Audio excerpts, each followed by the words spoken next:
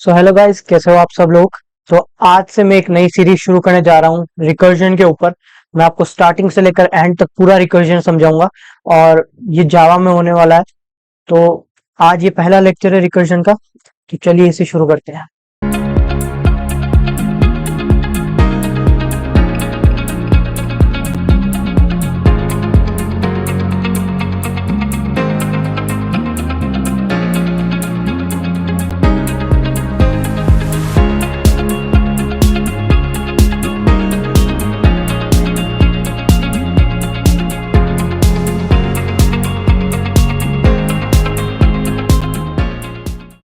तो रिकर्जन को समझने से पहले हमें ये चीज समझनी होगी कि रिकर्जन होता क्या है। तो आप स्क्रीन पे देखिए, मैं आपको समझाता हूँ। तो रिकर्जन को अगर मैं दो टुकड़ों में बांट दूं तो ये दो शब्द से बना है। पहला है इसका री और दूसरा है अकरेंस। ऐसी चीज जो बार बार अकर हो रही है, रीअकरेंस का मतलब हो गया ऐसी चीज जो बार बार अकर हो रही है। तो यही रिकर्जन का मतलब होता है। हम कुछ फंक्शंस कॉल लगाते हैं हमारे सिस्टम के अंदर और वो चीज बार बार होती है, तो उसको हम रिकर्जन कहते हैं। ये सिमिलर होता है बिल्कुल आइट्रेशन से। जो काम हम आइट्रेशन से कर सकते हैं वो काम हम रिकर्जन से भी कर सकते हैं, पर रिकर्जन से ये बहुत ही इजी वे में हो जाता है। तो सबसे पहली बात आती है कि रिकर्जन का काम क्या है। तो रिकर्जन हमारे जो बड़े बड़े डेटा स्ट्रक्चर्स है, जैसे कि ग्राफ, ट्रीज और डीपी, इनमें यूज आता है। इनमें जो क्वेश्चंस होते हैं वो रिकर्जन की हेल्प से बहुत ही इजीली हो जाते हैं। अगर हम इसके अंदर आइट्रेशन से क्वेश्चंस करें तो बहुत ज्यादा हार्ड पड़ते हैं और हमारी टाइम कॉम्प्लेक्सिटी बहुत ज्यादा होती है। पर अगर हम रिकर्जन से ये क्वेश्चन करें तो वो इजीली डन हो जाते हैं। अब रिकर्जन का एक और मतलब होता है, वो होता है फेथ, यानी कि विश्वास। अभी आपको पता नहीं चल रहा होगा या समझ नहीं आ रहा होगा कि मैं क्या बोल रहा हूँ, पर जैसे जैसे हम आगे बढ़ेंगे आपको पता चल जाएगा कि रिकर्जन को फेथ क्यों कह रहे हैं। क्योंकि हम एक फंक्शन पर बिलीव करते हैं, विश्वास करते हैं कि वो हमारे को हमारी जो वैल्यू है क्वेश्चन की वो रिटर्न करके दे देगा। तो यही बेसिक बेसिक होता है रिकर्जन का मतलब। मैंने आपको समझा दिया है। अब समझते हैं रिकर्जन कैसे काम करता है, कैसे हम इसको इम्प्लीमेंट करते हैं। अब हम समझते हैं कि रिकर्जन क्या होता है और कैसे ये काम करता है। तो रिकर्जन बेसिकली क्या होता है, इसको हम एक एग्जांपल के रूप में लेंगे। हम अगर आप मैथ्स के स्टूडेंट हो तो आपको पता होगा कि हम मैथ्स में किसी भी नंबर का फैक्टोरियल निकालते थे। अगर हम मैथ्स में किसी भी नंबर का फैक्टोरियल निकालते थे, जैसे एन फैक्टोरियल हमें निकालना है, तो इसका एक फॉर्मूला होता था n into n minus one का फैक्टोरियल। तो ये फॉर्मूला होता था हमारा फैक्टोरियल निकालने के लिए। फैक्टोरियल बेसिकली कुछ नहीं होता है, मैं आपको बताता हूँ क्या होता है। कि अगर हमें फाइव का फैक्टोरियल निकालना था तो हम फाइव के प्रीवियस वन तक जितने भी डिजिट है उनको मल्टीप्लाई कर लेंगे। तो five into four into three, तो ये हमारे हो गया फाइव का फैक्टोरियल, जो कि होता है 120। अगर हमें वर्क अब हमें फोर का फैक्टोरियल निकालना है तो हम फोर के पीछे वाली सारी डिजिट्स को मल्टीप्लाई कर देंगे। तो ये फोर का फैक्टोरियल हो गया। अगर हमें थ्री का फैक्टोरियल निकालना है तो हम थ्री के पीछे वाली सारी डिजिट्स को मल्टीप्लाई कर देंगे। और जीरो फैक्टोरियल हम इसलिए नहीं निकालते, जीरो को मल्टीप्लाई नहीं करते, क्योंकि जीरो फैक्टोरियल की वैल्यू होती है वन। और अगर मैं यहाँ पर जीरो का भी निकाल दूं तो वन इंटू करने से हमारे आंसर पे जो है कोई फर्क नहीं पड़ेगा, तो हम उसको नहीं निकालते जल्दी। तो ये होता है हमारा फैक्टोरियल। अब समझते हैं इसमें रिकर्जन कैसे काम करता है, कैसे हम रिकर्जन की हेल्प से ये करते हैं। सो लेट सपोज कि मुझे फैक्टोरियल निकालना है किसी का। लेट सपोज मुझे एन फैक्टोरियल निकालना है, किसी भी नंबर का फैक्टोरियल निकालना है मुझे। तो मैं क्या करूंगा, मैं रिकर्जन को कहूंगा, मेरे रिकर्सिव फंक्शन को मैं कहूंगा कि मैं एन निकाल लेता हूं, तो मुझे एन माइनस वन तक के फैक्टोरियल निकाल के दे दे। जैसे कि मैं एन निकाल लूंगा तो मुझे एन माइनस वन के फैक्टोरियल जो है निकाल के देते हैं।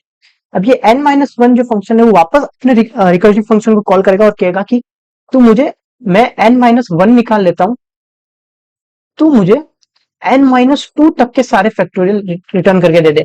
और ये जो है हमारा प्रोसेस चलता जाएगा और एंड में हमारे पास होगा वन इंटू जीरो फैक्टोरियल।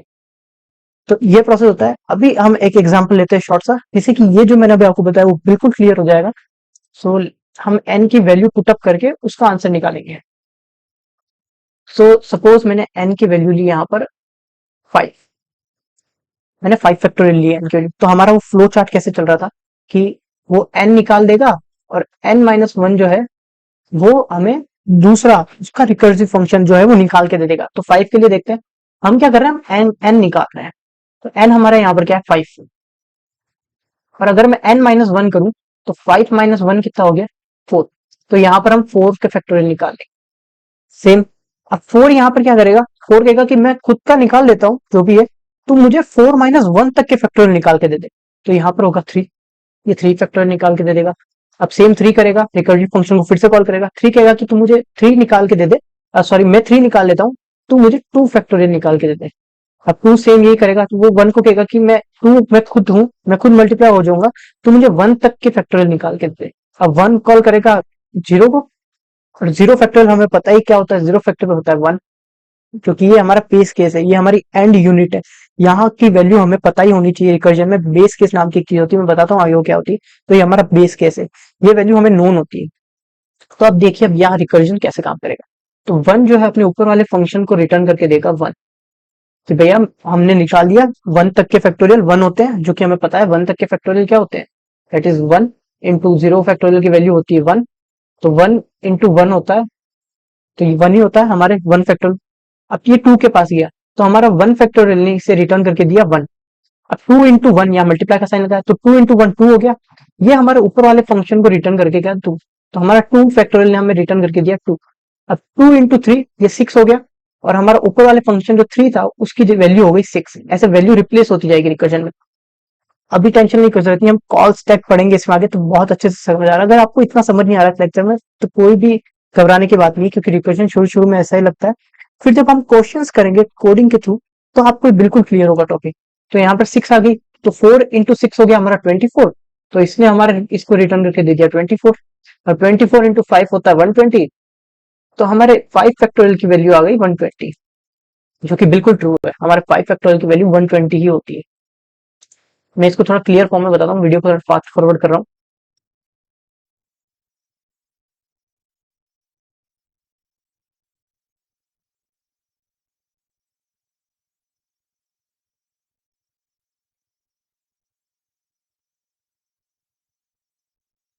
हम्म, तो अब देखो क्या हुआ है, जो हमने पिछले वाले ग्राफ में बनाया था।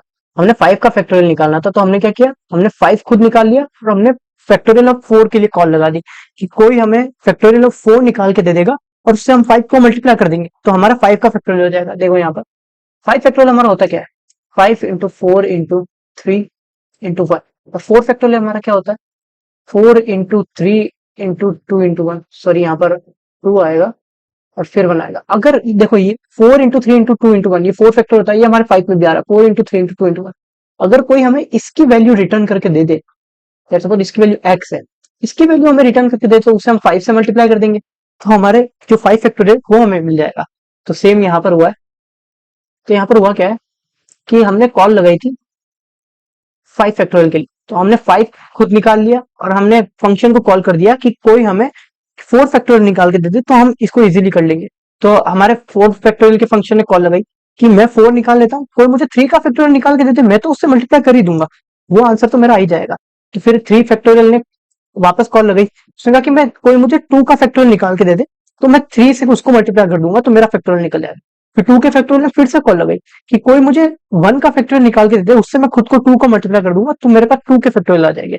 और फिर 1 ने वापस कॉल लगाई, कोई मुझे 0 फैक्टोरियल का निकाल के दे दे, 0 से मैं खुद को मल्टीप्लाई कर 0 फैक्टोरियल से मैं खुद को मल्टीप्लाई कर लूंगा, तो मेरी वैल्यू आ जाएगी। सेम हुआ, 0 फैक्टोरियल होता है 1, तो इसने 0 फैक्टोरियल निकाल के दिया कि भाई मेरी वैल्यू 1 है, तो इसने 1 से खुद को मल्टीप्लाई किया, और यहाँ पर रिटर्न कर दिया कि भाई 1 जो फैक्टोरियल होता है वो 1 होता है। 2 इंटू 1 था, तो यहाँ पर 2 हुआ, और 2 फैक्टोरियल की वैल्यू आ गई 2। फिर ये 2 फैक्टोरियल 3 से मल्टीप्लाई हुआ, और 3 की फैक्टोरियल की वैल्यू आ गई 6। अब ये 6 जो है वो 4 से मल्टीप्लाई हुआ, और 6 इंटू 4 जो था 24 हो गया, और 24 इंटू 5 होता है 120। तो यहाँ पर हमारी जितनी भी फैक्टोरियल्स की वैल्यू थी 5 की, वो सारी निकल के आ गई। आपने एक चीज नोटिस करी होगी कि धीरे धीरे ना हमारे जो प्रॉब्लम्स है वो छोटे छोटे टुकड़ों में बट रही है, तो हमारा फ्लो ऐसे जा रहा है। तो बेसिकली रिकर्जन का मतलब यही होता है कि हम हमारे जैसे ही किसी छोटे फंक्शन को कॉल लगाते हैं हमारे काम के लिए, और हम ये विश्वास करते हैं, ये फेथ करते हैं कि वो फंक्शन हमें जो है रियल वैल्यू सही वैल्यू रिटर्न करके दे देगा, और उससे हम हमारा आंसर जनरेट कर लेंगे। तो यही होता है रिकर्जन का बेसिक बेसिक मतलब। इसके डिफाइन की तरफ अगर मैं बढ़ूं, तो यहाँ पर आप डिफाइन दे सकते हो, recursion is a method of solving computational problems where the solution depend on solution to smaller instance of the same problem। वही मैंने कहा कि अपनी ही जैसी छोटी प्रॉब्लम के लिए अपनी ही जैसी छोटी प्रॉब्लम्स को जो है उसका सॉल्यूशन हम निकाल ले, तो हम बड़ी प्रॉब्लम्स का सॉल्यूशन भी निकाल लेंगे। यहाँ पर देखो डिपेंड कर रहा है वो छोटी प्रॉब्लम्स के ऊपर। ओके, अब डिस्कस करते हैं कि बेस केस क्या होता है। बेस केस एक ऐसी चीज होती है जिससे हमारा फंक्शन जो है काम करना रुकता है। अगर किसी फंक्शन में बेस केस नहीं होगा तो वो चलता जाएगा और वो एक इनफाइनाइट सीरीज में फंस जाएगा। बेस केस क्या होता है कि हम बेस केस से फंक्शन को बताते हैं कि तुझे यहाँ पर रुकना है, ये तेरी लास्ट वैल्यू है। जैसे कि यहाँ पर जो था बेस केस था वो था जीरो फैक्टोरियल। जीरो फैक्टोरियल की वैल्यू हमें पता होती है वन, और बेस केस की वैल्यू हमें हमेशा पता होनी चाहिए रिकर्जन में। तो जीरो फैक्टोरियल की वैल्यू होती है वन, तो ये एक बेस केस था। यहाँ पर हमारे फंक्शन को पता चला कि हाँ मुझे वैल्यू मिल गई, अब मैं रिकर्सिवली रिटर्न करते करते इसके आंसर जो है फाइंड कर लूंगा। तो बेस केस यही होता है, एक ऐसी वैल्यू जो हमें नोन होती है और जहां पर हमारा फंक्शन रिटर्न होता है। इसको जब कोड में लिखेंगे तो इजीली आपको समझ आएगा, और अभी भी आई गेस समझ आ ही होगा। अभी तक आप बस इतना ध्यान रखिए, बेस केस एक ऐसी वैल्यू होती है जो हमारे रिकर्जन फंक्शन की लास्ट वैल्यू होती है, और वो हमें उसकी वैल्यू रिटर्न करती है, और वो वैल्यू हमें पहले से ही पता होती है। ओके, तो बेसिकली मेरे रिकर्जन के तीन स्टेप्स में अगर मैं रिकर्जन को डिफाइन करूं तो वो होगा, पहला मेरा बेस केस, दूसरा हमें जो वर्क करना है अंदर वो, कि हमें क्या काम करना है रिकर्जन के अंदर, और तीसरा हमारा रिटर्न फंक्शन, जो कि बेसिकली वही होता है। जैसे कि फैक्टोरियल ऑफ 5 निकालना था हमें, तो हम फैक्टोरियल जैसे फैक्टोरियल ऑफ n-1, तो ये हमारा रिटर्न फंक्शन हो गया। अब रिकर्जन से एक एग्जांपल करते हैं कोडिंग में, ताकि आपको रिकर्जन और अच्छे से समझ आए। अभी बेसिकली आपको मोटा मोटा समझ आ गया होगा, आइडिया हो गया होगा कि रिकर्जन क्या होता है। तो अब एक क्वेश्चन करते हैं और फिर इसको और फर्दरली समझते हैं। सो अब डिस्कस करते हैं एक क्वेश्चन, जो कि बिल्कुल बेसिक क्वेश्चन है। तो ये क्वेश्चन कह रहा है कि print numbers from n to 10 in decreasing order. मतलब हमें नंबर्स प्रिंट करने हैं डिक्रीजिंग ऑर्डर में, मतलब हमें 10, 9, 8, 7, 6 और ऐसे करते करते 1 तक हमें जो है नंबर प्रिंट करने हैं डिक्रीजिंग ऑर्डर में। अगर मैं इसको लूप्स की हेल्प से करूं, आइट्रेशन की हेल्प से, तो ये कैसे होगा, 4 I equals to int I equals to 10, I is less than equal to 1 और आई माइनस माइनस। ये जो है प्रोग्राम हमें ये चीज जो है रिटर्न करके दे देगा। तो लूप से बहुत ही इजीली प्रिंट करना होता है। अब देखते हैं कि रिकर्जन की हेल्प से हम ये कैसे करते हैं। हम रिकर्जन की मदद से कैसे करेंगे इसे। मैं क्या करूंगा, मैं कहूंगा कि जैसे मुझे सपोज 10 से 1 तक नंबर्स प्रिंट करने हैं, तो मैं अपने रिकर्जन, एक फंक्शन है प्रिंट डिक्रीज नाम से, इसमें मैंने अपनी वैल्यू डाल दी 10। अब ये फंक्शन जो है एक और फंक्शन को अपने ही को फिर से कॉल कर रहा है, पर इस बार जो है इसमें वैल्यू हो गई, हमने डाल दी 10-1 यानी कि 9। तो सपोज ये n है और ये हमारी n-1 है। ओके, समझते हैं इसको कैसे हो रहा है। मैं कहूंगा कि मैं 10 को प्रिंट करा देता हूँ, कोई मुझे 9 to 1 तक लेकर नंबर प्रिंट करा के दे दो, मैं उसके आगे अपनी वैल्यू प्रिंट करा दूंगा। अभी 9 जो है वो कॉल करेगा, मैं 9 को प्रिंट करा देता हूँ, कोई मुझे 8 से 1 तक की वैल्यू प्रिंट करा के दे दो, मैं अपने आगे उसको लगा दूंगा और 10 को रिटर्न कर दूंगा। 8 सेम काम करेगा, 8 कहेगा मुझे 7 तक की वैल्यूज जो है वो रिटर्न करके दे दो, और मैं उसके आगे अपने 8 को लगा दूंगा और फिर 9 को दे दूंगा, और 9 जो है 10 को दे देगा। 7 ऐसे ही काम चलता जाएगा और ये काम हमारा पहुंचेगा 1 तक। अब इसके कोड को समझते हैं एक बार और फिर से आते हैं, इससे हमें इजीली चीजें समझ आए। तो अगर आप इस कोड को देखोगे तो यहाँ पर क्या डिफाइन है, यहाँ पर मैंने एक मेन फंक्शन डिफाइन कर रखा है जिसके अंदर मैंने एक वेरिएबल पास कर रखा है n नाम से, जो इंटीजर टाइप का है और उसकी वैल्यू 10 है।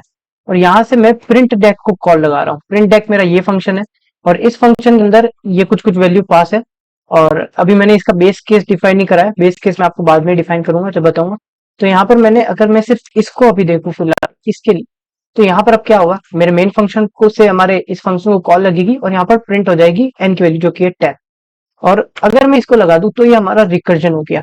मैं क्या कर रहा हूँ, एन को बार बार कॉल कर रहा हूँ n-1 के लिए। यहाँ पर मेरा एन आया और प्रिंट कर दिया मैंने n10, और अब यहाँ पर मैं n-1 को कॉल कर रहा हूँ। अगर यहाँ पर बेस केस नहीं हो तो देखो क्या होगा, यहाँ पर अभी बेस केस नहीं लगाया मैंने, तो देखो हमारे यहाँ पर एरर आ गया है और ये हमारी प्रिंट होती गई बहुत सारी। पर अगर यहाँ पर अगर मैं बेस केस डाल दूं,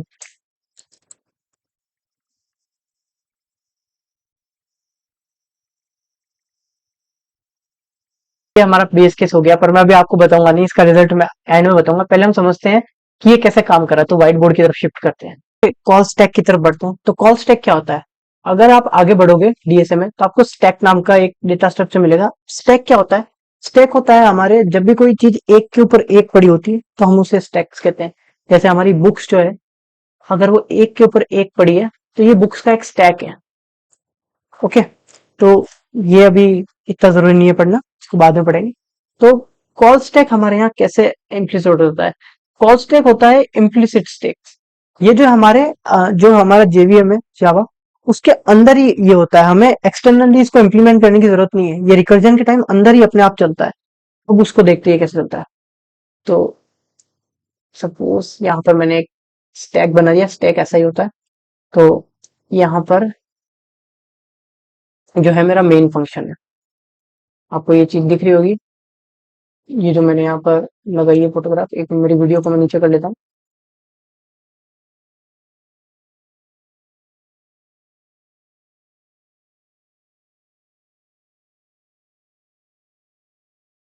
ओके, अब आपको ये कोड दिख रहा होगा जो हमने अभी अभी करा है।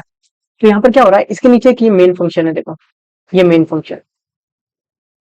अब हमारा जब भी इम्प्लिसिट स्टैक जो इम्प्लीमेंट होगा, मैंने क्या कहा था, सबसे पहले मेन फंक्शन को हमारे कॉल जाती है। कोई भी कोड हो, सबसे पहले मेन फंक्शन रीच आउट करता है। हमारा जो जेवीएम है वो ढूंढता है कि मेन कोड किधर है किधर है। जैसे ही उसको मेन कोड मिलता है, फिर वो उसके थ्रू हमारे बाकी सारे चीजों को इम्प्लीमेंट करता है। तो सबसे पहले मेन को कॉल जाएगी। अब मेन के अंदर ही हमारा जो है ये फंक्शन पास है, प्रिंट बैक और 10। एन है यहाँ पर, एन की वैल्यू 10 है तो मैंने सीधा 10 लिख दिया। अब ये फंक्शन जो है हमारे इस फंक्शन को कॉल करेगा, क्योंकि हमने इसको ही तो कॉल लगाया है। तो प्रिंट टैग जो है हमारे ऊपर वाले फंक्शन को कॉल करेगा यहाँ पर। अब यहाँ पर देखो इस फंक्शन में क्या होगा, यहाँ पर ये फंक्शन के अंदर गया, यहाँ पर ये इफ स्टेटमेंट है। तो सबसे पहले इफ स्टेटमेंट चेक होगी, हमारा line by line code check होता है। तो सबसे पहले इफ स्टेटमेंट चेक हुई। तो सबसे पहले इफ स्टेटमेंट चेक होती है, क्योंकि हमारा code line by line check होता है। तो इफ स्टेटमेंट चेक हुई, इफ एन इक्वल टू 1, क्या हमारा एन 1 है? नहीं, हमारा एन तो 10 है। तो ये जो पार्ट है हमारा, ये एग्जीक्यूट नहीं होगा और हम चले जाएंगे नीचे वाले पार्ट पे। तो ये हमारा पार्ट एग्जीक्यूट नहीं हुआ, तो हमें क्या करनी है, एन की वैल्यू प्रिंट करनी है। तो ये हमारी कॉल गई है प्रिंट डेक इक्वल टू 10 के लिए। तो हमारा इफ वाला स्टेटमेंट तो कॉल हुआ नहीं। अब आई गेस आपको समझ आ रहा होगा अच्छे से, हमारा इफ वाला स्टेटमेंट कॉल नहीं हुआ क्योंकि हमारा एन की वैल्यू 1 के इक्वल नहीं है। अगर वो 1 की इक्वल होती तो हमारा कॉल होता। तो ये हमारा पार्ट कॉल नहीं हुआ और यहाँ पर system dot out dot println call हो गया। तो यहाँ पर 10 प्रिंट हो गया। अब हमारा कोड और नीचे गया, यहाँ उसने देखा यहाँ पर प्रिंट टेक फिर से कॉल कर रखा है। फिर से कॉल कैसे कर रखा है, यहाँ पर एन की वैल्यू इस बार n-1 पास करी, यानी कि 9। तो हमारा जो प्रिंट टेक फंक्शन है फिर से यहाँ पर जाएगा ऊपर की तरफ, फिर से इसको कॉल करे। तो यहाँ पर हमारा प्रिंट टेक फंक्शन फिर से कॉल होगा और यहाँ पर 9 के लिए एग्जीक्यूट होगा। अभी देखिएगा क्या हमारी ये इफ स्टेटमेंट फिर से चेक होगा कि क्या ये 9 के इक्वल है? नहीं। क्या, सॉरी, क्या ये 1 के इक्वल है जो हमारा n है? नहीं, ये 9 के इक्वल है। तो हमारी नीचे वाली लाइन एग्जीक्यूट होगी, यहाँ पर 9 प्रिंट हो जाएगा। फिर ये प्रिंट डेक फिर से एग्जीक्यूट होगा, इस बार 9-1 के लिए, क्योंकि n हमारा 9 है तो 9-1 के लिए। तो यहाँ पर मैं प्रिंट डेक एक बार होगा 8 के लिए इम्प्लिसिट। तो फिर से यहाँ पर इफ वाले स्टेटमेंट में जाएगा, क्या हमारा 8 इक्वल टू 1 है? नहीं। तो यहाँ पर 8 प्रिंट हो जाएगा। अब प्रिंट डेक फिर से कॉल होगा 7 के लिए, n-1, और n हमारा अभी 8 है। तो यहाँ पर प्रिंट डेक कॉल हो गया 7 के लिए। वैसे ही फिर से इफ स्टेटमेंट होगी, 1 के इक्वल नहीं है, फिर से हमारा 7 प्रिंट हो गया और इस बार कॉल गई हमारे n इक्वल टू 6 के लिए, फिर से 6 प्रिंट हो जाएगा। ऐसे करते करते हमारा 5 प्रिंट हो जाएगा, 4 प्रिंट होगा। ओके, तो यहाँ पर हमारा 5 प्रिंट हो गया, n इक्वल टू 5।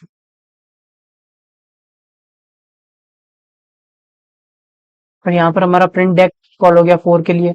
फिर 4 वाली स्टेटमेंट फिर से इसमें जाएगी फंक्शन में, ये चेक करेगा क्या हमारा 4 की इक्वल है 1? नहीं, 4 और 1 इक्वल नहीं है।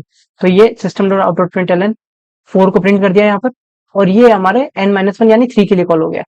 Print dec n equal to 3। Same काम होगा हमारे 2 के साथ, फिर से स्टेटमेंट चलेगी और फिर से ये देखेगा क्या 2 n के इक्वल है? नहीं। फिर से ये स्टेटमेंट एक बार और रन होगी और इस बार जो है हमारा वैल्यू होगी 1 के इक्वल। सॉरी, 1 प्रिंट नहीं होगा अभी। तो अब जब हमारी वैल्यू घटते घटते 1 की इक्वल हो गई, अब इफ स्टेटमेंट में क्या होगा ये देखो। तो अब इफ स्टेटमेंट में हमारा कोड पहुंचा तो अब घटते घटते जब हमारे n की वैल्यू 1 हो गई तो अब क्या हुआ देखो, अब हमारा कोड पहुंचा इस स्टेटमेंट की तरफ इफ के अंदर। अब इसने चेक किया क्या n की वैल्यू 1 है, हाँ n की वैल्यू इस पर 1 है, तो ये अपने अंदर वाले कोड को एग्जीक्यूट करेगा system dot out dot println और n। तो यहाँ पर जो है हमारा 1 जो है वो प्रिंट हो जाएगा, लेकिन मैं इंक चेंज कर लेता हूँ, हमारा 1 प्रिंट हो जाएगा। तो हमारा कोड जो है यहाँ तक एग्जीक्यूट हो गया था, सिस्टम डॉट प्रिंट डॉट यहाँ तक इफ के अंदर।